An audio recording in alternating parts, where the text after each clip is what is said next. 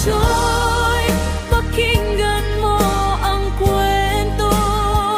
Dear Papa Choy, ng pusong naligaw sa mundo. Dear Papa Choy, kung pag-ibig ay Magandang araw sa lahat. Ang ating kwento ngayon ay tungkol sa isang lalaking hinusgahan dahil sa kanyang simpleng anyo at hanap buhay. Minsan talaga ay mabilis tayong manghusga nang hindi alam ang buong katotohanan. Samahan niyo kong pakinggan ang istorya ni Kalo at ng head guard na si Robert. Maagang-maga pa lang ay marami ng tao sa harap ng isang sikat na mall sa lungsod.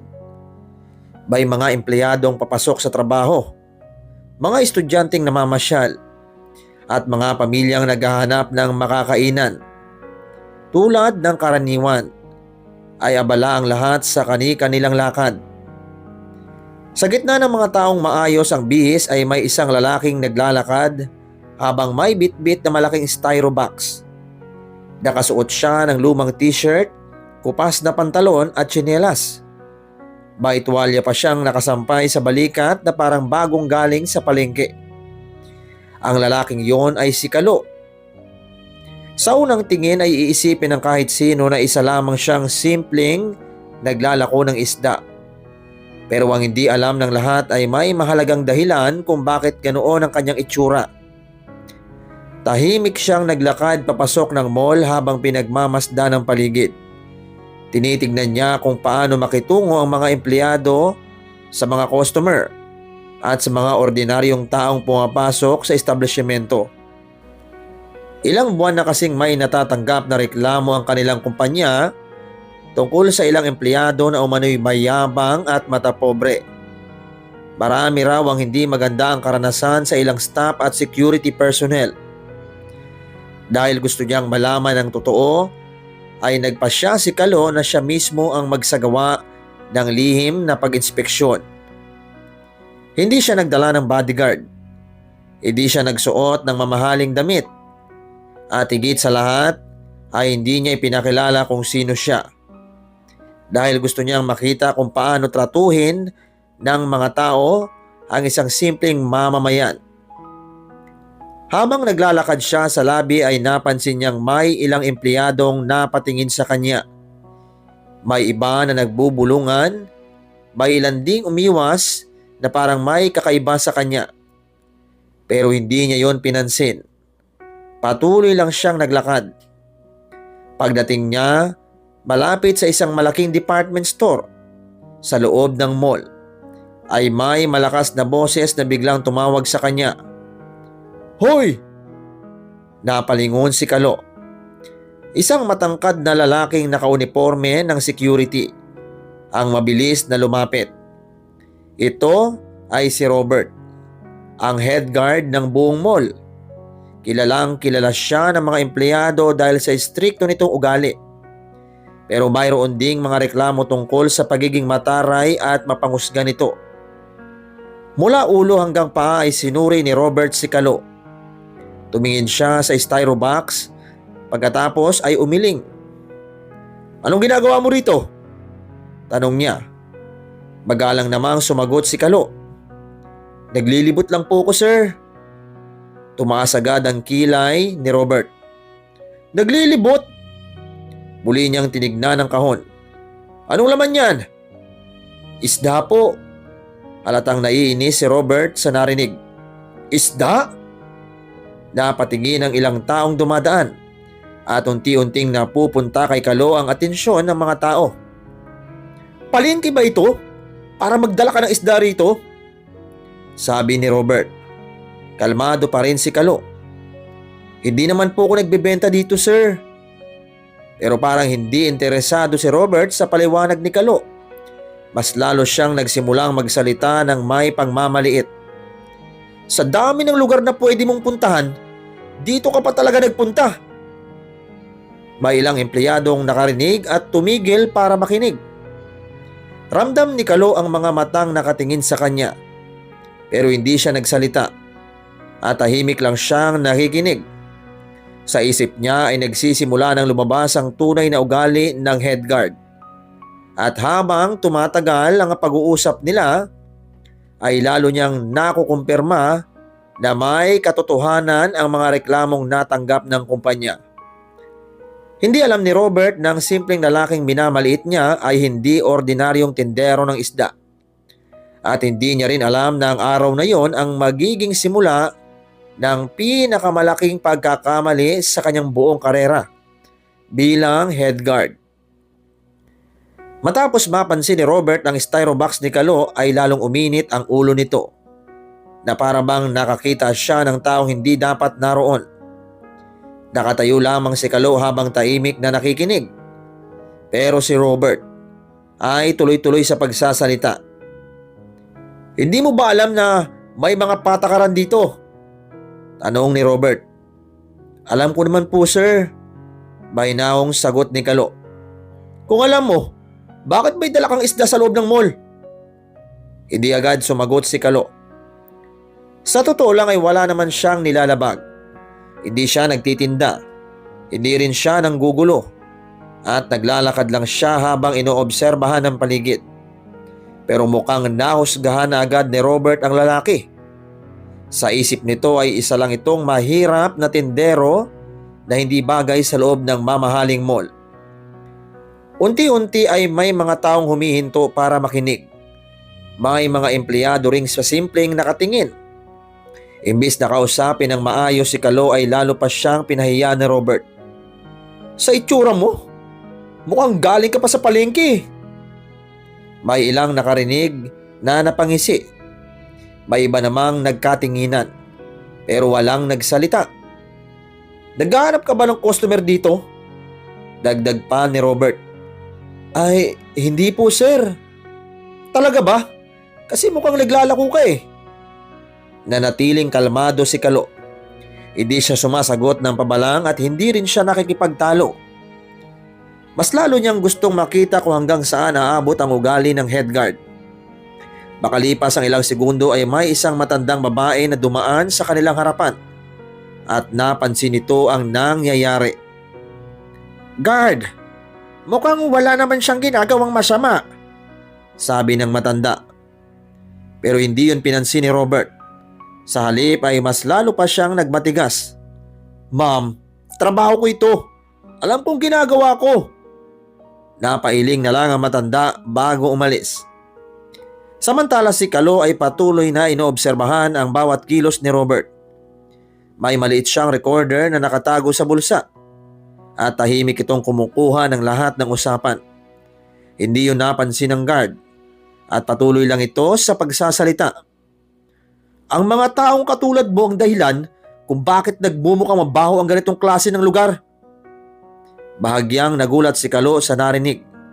Hindi dahil nasaktan siya, kundi dahil kumpirmadong-kumpirmado na niya ang mga reklamo laban sa head guard. Marami na kasing customer noon ang nagsumbong sa management. May nagsabing pinahiya sila. May nagsabing minata sila dahil sa simpleng pananamit. At may nagsabi ring hindi sila tinulungan dahil hindi sila mukhang mayaman. Pero walang malinaw na ebidensya. Sa mga oras na yon ay mismong si Kalo ang nakakaranas ng sinasabi ng mga complainant. Lumapit pa ng kaunti si Robert. "Tignan mo nga ang sarili mo. Sa tingin mo ba bagay kang pumasok dito?" Tahimik lang si Kalo. Sa totoo lang ay sanay na siyang makarinig ng iba't ibang opinyon. Lumaki siyang tinuruan ng kanyang ama na huwag husgahan ng tao base sa itsura. Kaya kahit gusto niyang sagutin si Robert ay pinili niyang manatiling kalmado. Mas mahalaga sa kanya ang malaman ng totoo. At sa mga sandaling yun ay malinaw na ang katotohanan. Na hindi lamang istrikto si Robert. Matapobre rin ito at ginagamit nito ang kanyang posisyon para maliitin ang mga taong sa tingin niya ay mababa ang estado sa buhay.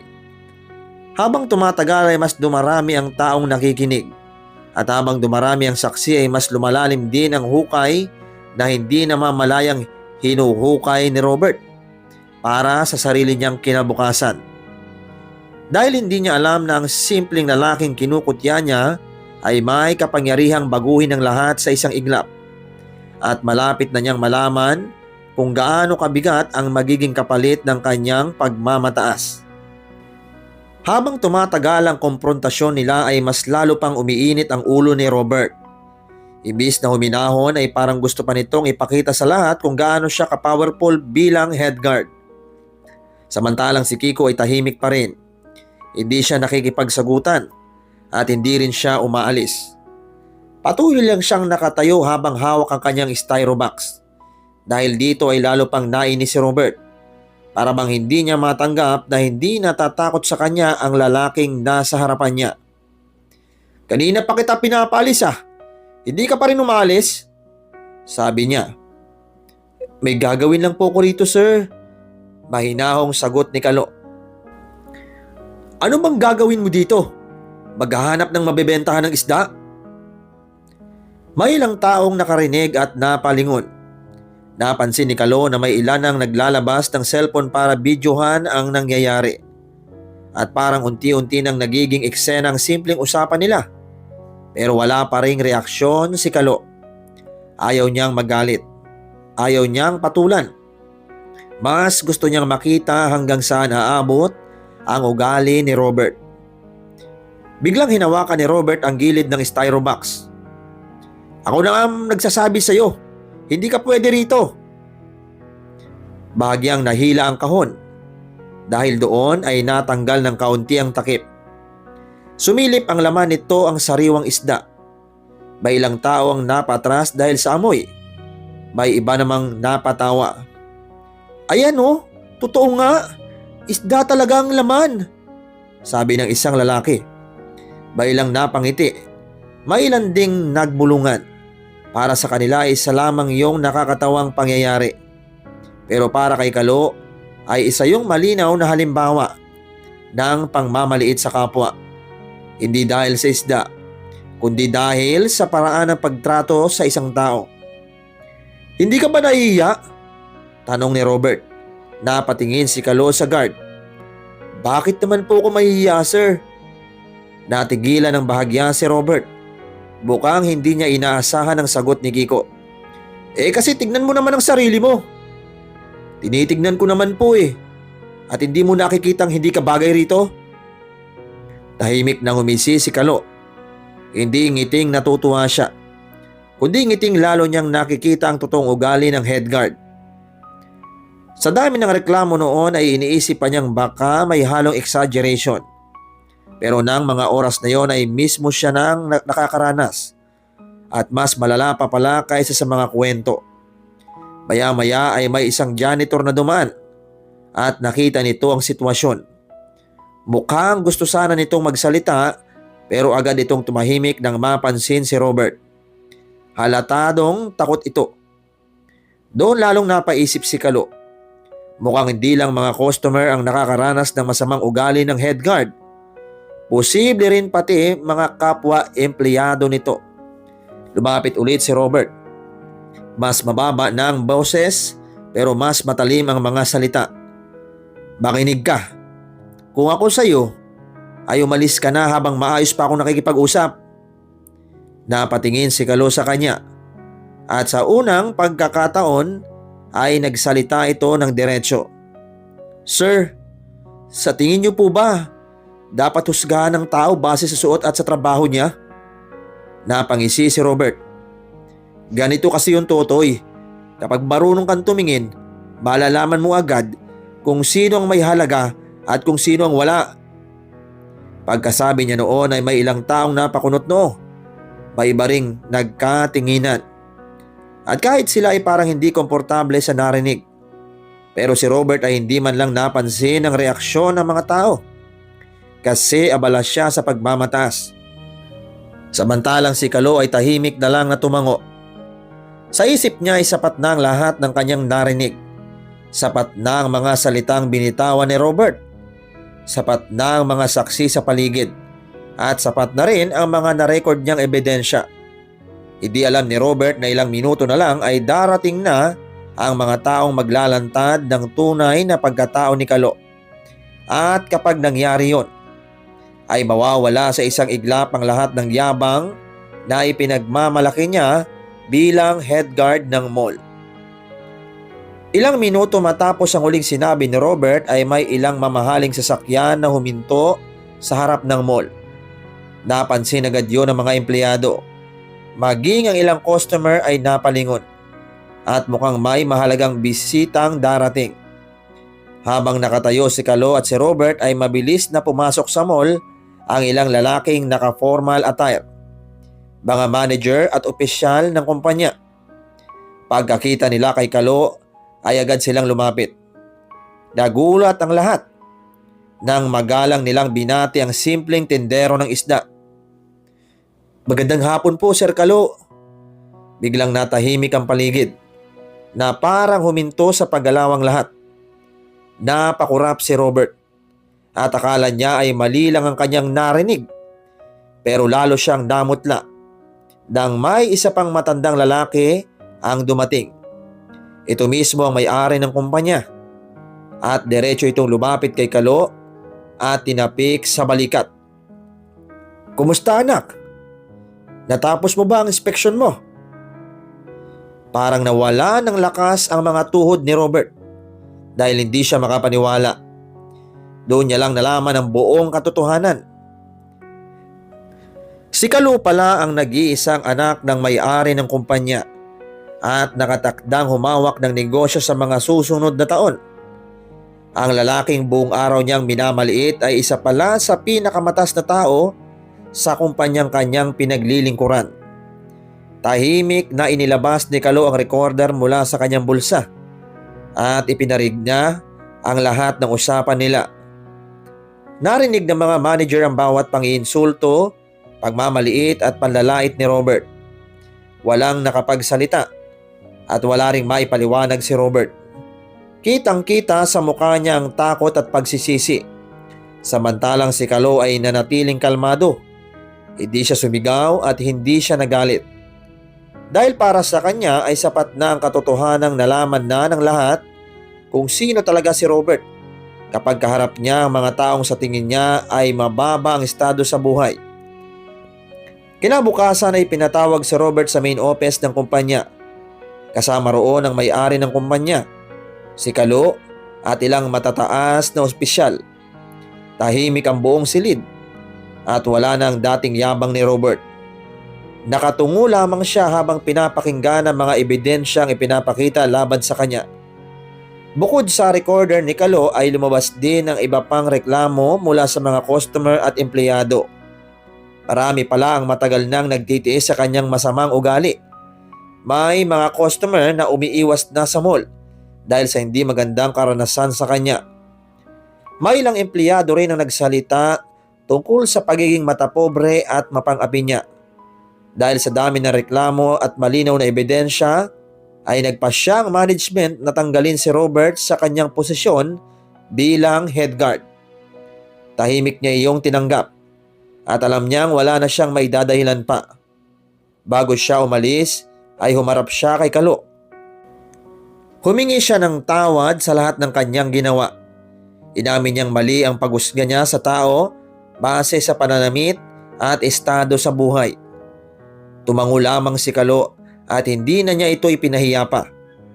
Sa halip ay sinabi niya na sana ay magsilbing aral ang nangyari upang mas maging maayos siyang tao sa susunod. Makalipas ang ilang buwan ay maraming positibong pagbabago ang nangyari sa kumpanya. Mas naging maingat ang mga empleyado sa pakikitungo sa mga customer. Mas naging magalang at mas maunawain sila sa lahat ng taong pumapasok sa kanilang establishmento. Samantala ipinagpatuloy ni Kalo ang kanyang mga surprise inspection. Pero sa pagkakataong yon ay mas marami ng empleyado ang natutong gumalang sa lahat, mayaman man o mahirap. At sa bawat taong pumapasok sa mall ay lagi nilang ipinapaalala sa kanilang sarili na hindi kailanman malalaman ang tunay na pagkatao ng isang tao sa pamamagitan lamang ng kanyang itsura. Maraming salamat sa inyong pakikinig mga kaibigan. Sana ay may napulot tayong magandang aral sa kwentong ito. Ako po si Papa Choy at lagi kong ipinagpapasalamat ang oras na ibinibigay ninyo upang samahan ako sa ating mga kwentuhan. Hanggang sa muli, ingat po kayong lahat at pagpalain kayo ng Diyos. Mga kaibigan, huwag natin sukatin ang halaga ng tao base sa damit, trabaho o estado niya sa buhay. Ang respeto ay libre, pero napakalaking bagay para sa taong natatanggap nito. Kapag marunong tayong gumalang sa lahat, ay mas nagiging mabuti tayong tao at mas gumagaan ang mundo para sa bawat isa. Mga solid na kachoy, kung may natutunan kayo sa kwento ni Kalo, ay huwag kalimutang mag-like, share at mag-subscribe. I-comment nyo rin ang thoughts ninyo. Hanggang sa susunod na kwentuhan, maraming salamat po.